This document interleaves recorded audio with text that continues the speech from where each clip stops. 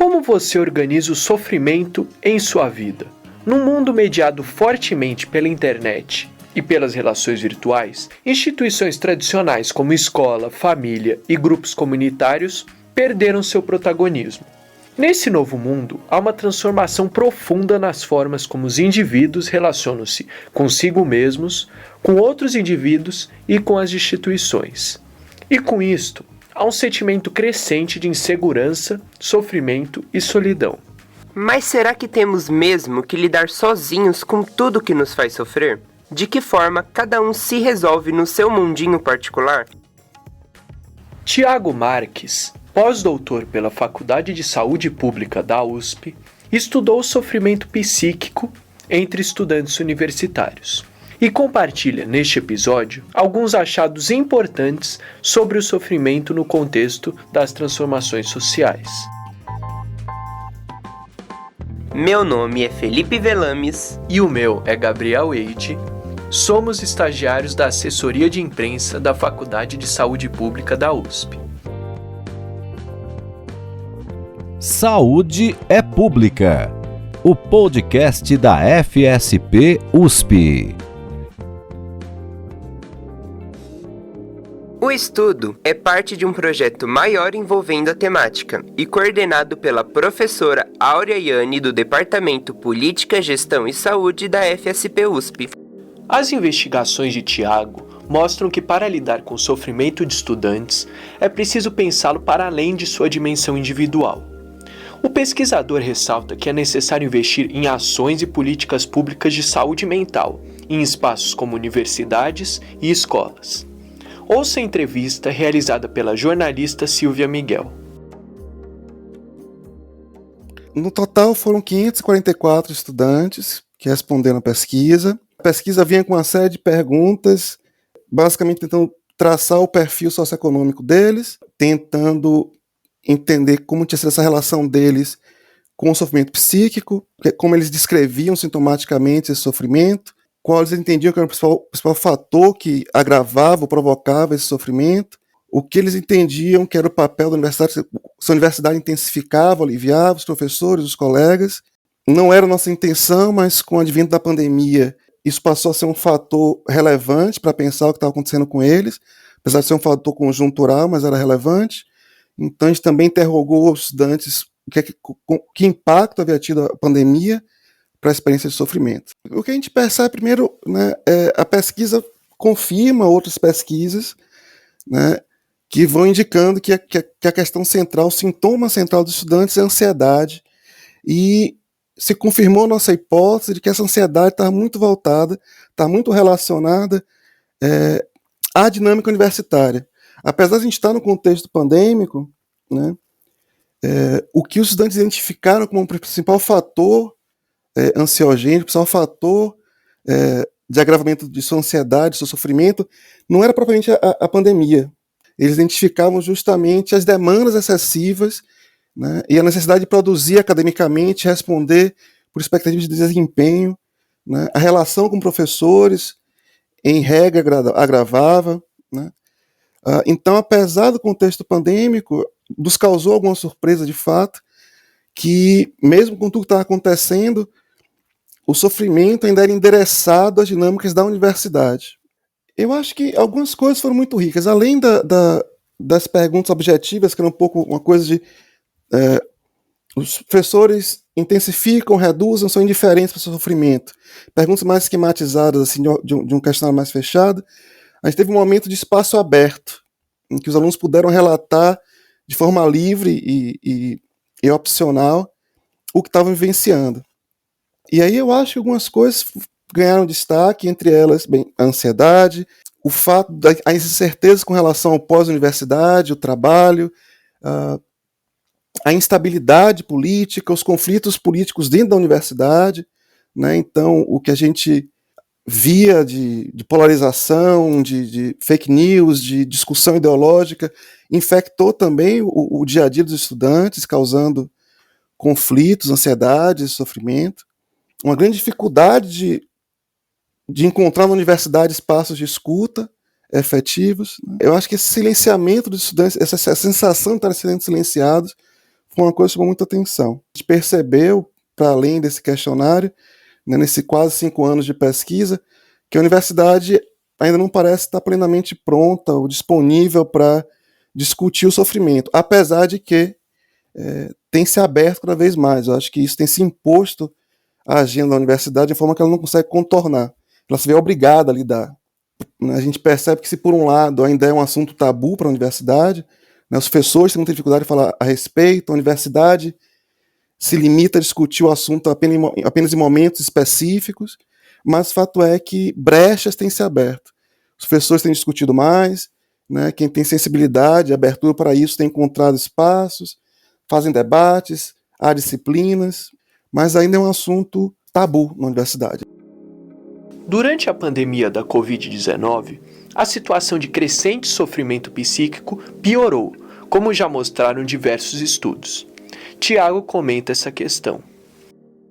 Que a pandemia e as tecnologias consolidaram foi o fato de que essa solidão, esse isolamento que os alunos já sentem, mesmo estando na universidade, foi radicalizado, né, e foi consolidado, foi evidenciado pelo contexto da pandemia. Então a tecnologia, ela em regra, tendeu a isolar e sobrecarregar mais os estudantes. Então eles sentiam ainda mais, isso sim pode parecer uma contradição. Antes eles tinham que se deslocar, tinham que perder tempo no ônibus, tinham que fazer uma série de coisas para chegar à aula, e ainda assim, em casa, com a internet, a carga pareceu muito maior. As fronteiras entre dentro e fora de casa se perderam, o que era universidade, o que era vida, né, vida extra-universidade, nessas fronteiras todas caíram por chão, e o que aconteceu foi que no lugar de, por exemplo, eles passarem a se sentir em casa o tempo todo, eles se sentiam na universidade o dia inteiro. As tecnologias agravaram a pressão, a cobrança, a sobrecarga dos estudantes. Uma diversidade de ações e programas vem sendo criados dentro da estrutura das universidades para abarcar o problema do sofrimento psíquico entre estudantes. A USP criou dentro da Pró-Reitoria de Inclusão e Pertencimento a Diretoria de Saúde Mental. O programa ECOS, de cuidado, escuta e orientação, também está dentro dessas iniciativas de acolhimento dos estudantes. Além disso, no mês de maio, a USP promoveu a Semana de Saúde Mental, como uma das iniciativas institucionais para promover diálogos para lidar com a realidade entre jovens no mundo pós-pandêmico. Esse tipo de espaço é cada vez mais necessário, mas ainda não é suficiente, como mostra o pesquisador. A questão que tem que ser entendida, eu acho que essa é uma barreira que a universidade não conseguiu superar, é que o sofrimento é um fenômeno complexo e multidimensionado. O que a universidade tem feito é olhar para o sofrimento como se ele fosse um evento individual. A gente chega a brincar nas disciplinas, nas aulas, assim, eu falo de forma anedótica, que é como se fosse um aluno pipoca. A universidade olha para o estudante e olha para as dinâmicas do dia a dia da universidade como se tudo tivesse normal. Mas a experiência dos estudantes, pelo que eles relatam, é que, na verdade, esse dia a dia é uma panela de pressão, em que todo mundo está ali esquentando e sendo pressionado e a ponto de pipocar. E o que acontece é que, aos poucos, os alunos vão pipocando, e a universidade parece não perceber que esse que pipoca é o extremo, né, é o estouro de uma dinâmica que é recorrente. E a universidade faz um grande esforço para pegar essa pipoquinha e tentar fazer ela voltar para o milho. É meio isso que ela faz. Ela olha de forma muito individualizada para o sofrimento. De fato, a história de vida, as experiências particulares, a constituição psíquica do estudante, isso tudo vai ser determinante para a experiência dele de sofrimento. Mas como você própria já levantou essa bola, não é só isso, né? Há uma dimensão aí que é plenamente coletiva, que diz respeito, por exemplo, a questões de raça, de gênero, de sexualidade. Há questões sociais ligadas à pobreza, ligadas a deficiências, ligadas a coisas que não são reduzíveis ao estudante atomizadamente. além dessa última, né, dessa última dimensão que é fundamental, que é a dimensão institucional. Né? Eu tive muito mais contato com as estratégias das públicas, elas tendem também a ter mais espaço para políticas públicas de acolhimento do sofrimento. As universidades elas têm abordado isso por duas estratégias fundamentais. De um lado, uma espécie de abordagem pedagógica do sofrimento psíquico, e de outra, ampliação do cuidado terapêutico.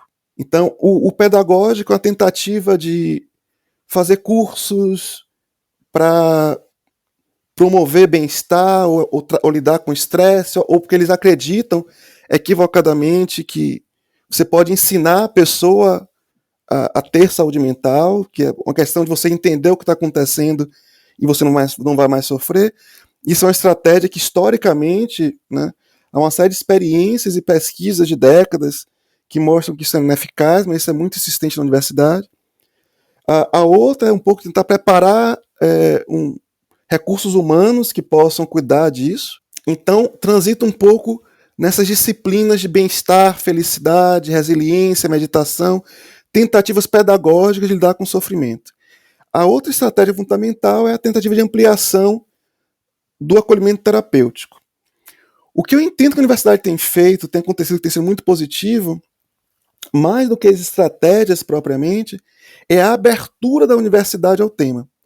Em 2018, eu me recordo de conversar com professores, funcionários e professores, eu acho que era meio a perspectiva de assim, há uma ferida aqui, se deixar ela quieta, ela vai fechar. Se falar sobre isso, está metendo o dedo, e ela vai abrir. Então a ideia era que não falar sobre sofrimento resolveria o problema, e era justamente o contrário. Não falar causava uma sensação de que o aluno sofria sozinho, ele não sabia que outras pessoas passavam por isso, ele não sabia com quem conversar, o que fazer. Essa mudança foi o primeiro passo essencial, que é essa brecha que se abre para o assunto ser um pouco menos tabu. Obviamente já havia professores muito preocupados com isso, já havia gestores, funcionários muito preocupados com isso, mas eles próprios também não achavam que podiam muito falar. Então, a faculdade se abrir para isso, para conversar, pelo menos já foi um passo fundamental. Passos mais concretos, você citou, por exemplo, a PRIP, o Escritório de Saúde Mental, a gente tem a Rede Não Cala USP, conectada fundamentalmente à questão do sofrimento, porque as mulheres passam por violências, isso também é gerador de sofrimento. A possibilidade de estudantes se organizarem entre si para discutir o que eles vivem, tudo isso é fundamental. Eu acho que é muito, muito importante destacar essa Semana de Saúde Mental, porque ela quebra com a tradição, quebra no bom sentido, ela avança ao criar um novo momento de discussão do tema, porque até então as faculdades estavam muito presas a discutir sofrimento apenas no tal Setembro Amarelo. Parecia que só se podia falar sobre isso no Setembro Amarelo. Quando você pega o período de maio, que é o período em que se comemora, é o marco da reforma psiquiátrica no Brasil, né? É um dos marcos de comemoração da reforma psiquiátrica, você aproxima a discussão do sofrimento na universidade da discussão da saúde mental coletiva, das políticas públicas de saúde mental. Que, como eu comentei lá no comecinho, há um afastamento muito grande. A saúde mental coletiva, as políticas públicas de saúde mental, que em regra são voltadas para egressos de manicômio e pessoas em situação de maior vulnerabilidade socioeconômica, elas não discutem de fato o sofrimento universitário. Então essa semana ela vem muito estrategicamente aproximar esses dois campos, da saúde mental universitária e da saúde mental no espaço do SUS. Como eu disse, a universidade já tem tomado algumas iniciativas, né? Desde tentar entender melhor o sofrimento, como a pesquisa recente da PRIP, a tentativa de ampliação de atendimento terapêutico, que é importante também, e a tentativa de formação de quadros e de informação dos estudantes e espaços de debate. O pesquisador ressalta que as ações e programas não devem abordar a saúde mental de forma individualizada. Assim, é preciso buscar abordagens coletivas envolvendo, por exemplo, mudanças estruturais no ambiente universitário.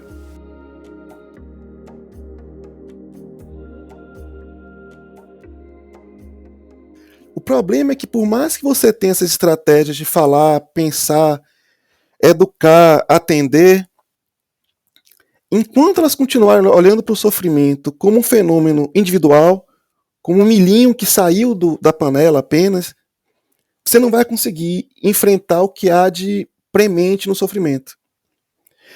Enquanto você não conseguir entender que, na verdade, você tem uma panela de pressão institucional gerando esse sofrimento, você vai estar apenas... Né, sabe aquele meme do cara que tenta fechar o vazamento de um tonel de água com a fita crepe? É um pouco isso.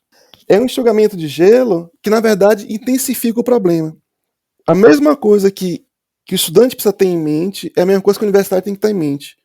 O sofrimento é uma questão política. O sofrimento é uma questão coletiva. O sofrimento, enquanto a gente ficar apenas tentando responsabilizar individualmente o sujeito pelo seu sofrimento, a gente não vai, de forma alguma, conseguir enfrentá-lo efetivamente. A gente tem que repensar a função da universidade, acho que daí que a Marilena Chauí ajuda muito, ou seja, essa universidade está pensando em reproduzir desigualdades ou em incluir outras epistemologias e sujeitos epistêmicos. Ela quer abrir para outras formas de pensamento, ela quer realmente que os alunos se sintam parte da produção de conhecimento, ela vai colocar em xeque as hierarquias que potencializam abusos e assédios morais, ela vai colocar em questão o produtivismo que sobrecarrega os estudantes.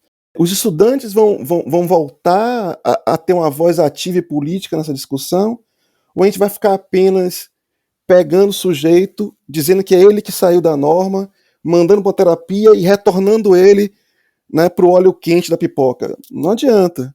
Enquanto a gente não conseguir resolver o que há de coletivo e político nesse sofrimento, a gente vai estar querendo tapar vazamento d'água com durex. E aí não tem para onde ir. Mas será que, estando na chamada panela de pressão, como cita o pesquisador, seria possível criar estratégias individuais para amenizar o sofrimento? Mas e quando as condições sociais não permitirem que isso aconteça? Eu acho que as pessoas, elas, né, os estudantes, todo mundo, desenvolve estratégias de como eles entendem que podem lidar melhor com o sofrimento. Você citou a yoga. Tem pessoas que organizam o sofrimento pela arte, né? Tá aí a Anísio da Silveira para mostrar a importância da arte para a organização do sofrimento, né? Tem pessoas que organizam o sofrimento indo para a rua protestar, tem gente que organiza o sofrimento em coletivos, né? As pessoas têm estratégias várias para lidar com o sofrimento. O problema com as perspectivas individuais é se elas estão perdendo de vista o que está para além do individual. Então, eu participei de um debate uma vez, aí na saúde pública, em que uma médica da medicina, uma professora talvez, foi discutir que para lidar com o sofrimento era preciso dormir melhor. Beleza. Aí eu questionei, por que será que os estudantes não estão conseguindo dormir? É porque eles não sabem dormir? Ou é porque eles têm 2 trabalhos além da universidade? Ou é porque eles moram a 2 horas, têm que acordar às 5 da manhã para vir? Ou é porque eles têm que virar à noite para fazer trabalho que o professor passa? Né? Ou é porque eles têm, enfim, um parente hospitalizado com Covid? Né? Ou seja, dormir é massa, eu adoro. Né? Não tem coisa melhor, ainda mais depois dos 40, como no meu caso. Mas dormir não vai resolver o sofrimento. Inútil dormir que a dor não passa, diz a música do Chico Buarque, por falar em música. Né? Ouça o bom conselho que eu lhe dou de graça. Inútil dormir que a dor não passa. Então, efetivamente, você pode ter estratégias individuais, mas elas não são solução para o sofrimento e nem são resposta para as condições sociais que causam sofrimento. Então, né, o pessoal fala muito em privilégio quando uma médica, professora universitária, vem falar durmam mais, é de uma alienação com relação à situação dos estudantes que chega a ser violenta. Por que eles não dormem é a questão. E não ensinar eles a dormir. Ah, não, coloquem uma planta, desliguem o celular, abaixem a luz. Não é isso que vai resolver a questão do sofrimento. Por mais que, sem dúvida, dormir seja importante. Privação de sono pode causar crises psicóticas, tudo bem. A questão é por que a pessoa está privada de sono.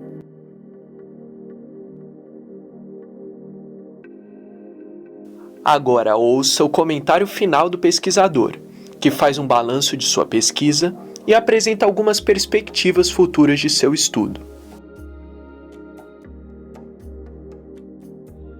Nós estamos planejando, né, concluir a pesquisa até o semestre que vem. Nessa conclusão da pesquisa, a gente vai apresentar o relatório do que nós fizemos nos 3 eixos de pesquisa, ensino e extensão. Eu acho que um ponto muito positivo da pesquisa é que ela teve um alcance muito grande. A gente foi procurado por muita gente, em parte porque a saúde pública, né, vocês da imprensa da saúde pública, fizeram publicação que foi repercutida pelo Jornal da USP e foi repercutida pelo Estadão, eu acho. Um desses jornais. E isso gerou um engajamento muito grande, a gente foi muito procurado. Nossas disciplinas, somente as virtuais, especificamente as virtuais como essa desse semestre, alcançaram as 5 regiões do país. Teve gente de todas as regiões do país na nossa disciplina. Então, tem alcançado muita gente. A gente está nesse semestre com mais de 30 ouvintes, em sua maioria profissionais que trabalham na saúde mental de universidades, então, além de professores universitários também que estão como alunos ouvintes. Nós vamos ter, basicamente 3 coisas. Nós temos o relatório que a gente entrega, sistematizando tudo em termos de pesquisa, ensino e extensão. Nós vamos organizar um evento de apresentação desses resultados, né?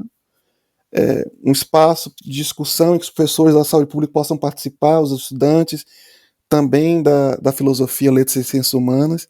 Esse vai ser o evento de conclusão da pesquisa. A gente tem alguns artigos publicados, além do artigo que vocês citaram, que discute especificamente Covid-19. A gente tem mais alguns artigos discutindo sofrimento em universidade, e estamos agora com 3 artigos na ponta da agulha para sair, no forno. Um deles discutindo o silêncio do campo da saúde mental coletiva sobre o sofrimento psíquico. O outro é sobre o silenciamento do sofrimento na universidade. Os 2 são sobre silêncio e sofrimento. E o último artigo, que está pronto para sair, mas eu espero que a gente tenha mais até o semestre que vem, é tentando explicar isso que eu passei aqui, que en passant comentei, sobre a complexidade do sofrimento e a necessidade de encará-lo como uma questão política. Mas esses resultados em forma de artigo, eu espero que a gente tenha, porque a gente tem muito material e muita coisa para dizer, né? Eu espero que esses artigos possam abrir ainda mais brechas para que a discussão aconteça de forma qualificada. Agradeço pelo convite também, e espero que a conversa tenha, pelo menos, sido provocativa. Agradecemos muito pela participação do nosso convidado Thiago Marques, que trouxe essa discussão cada vez mais necessária dentro e fora dos ambientes universitários. Quer saber como participar do Saúde é Pública? Envie sua pauta para o nosso e-mail imprensa.fsp@fsp.usp.br. Ative o sininho do Saúde é Pública para não perder nenhum episódio. Siga nossas redes sociais. A Faculdade de Saúde Pública está no Instagram, Facebook, LinkedIn e YouTube. E saiba o que rola na faculdade também pelo nosso site www.fsp.usp.br.